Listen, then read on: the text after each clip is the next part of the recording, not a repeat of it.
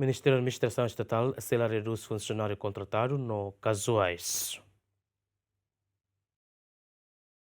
Governante Balun declarou na carta a possibilidade se ela estende contrato funcionário casuais no contratado sira ia tinan oin tamba orçamento nebe mak prevê batinan rihun rua nulo resinen lá suficiente. Nebe ministro da Administração Estatal Tomás Cabral Ateten se ela reduz funcionário contratado no casuais sira tamba necessidade de serviço e o Ministério da Administração Estatal continuamente ligado à preparação para descentralização no poder local. No nemos governante Ateten Ministério da Administração Estatal se ela recruta tan funcionário, mas bem mantém na fato funcionário sira nebe mak iaona.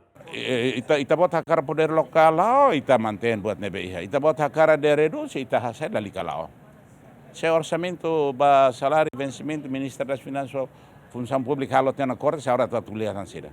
Orçamento sira makindikat no número nebe iha la recruta tan ema nebe iha krai.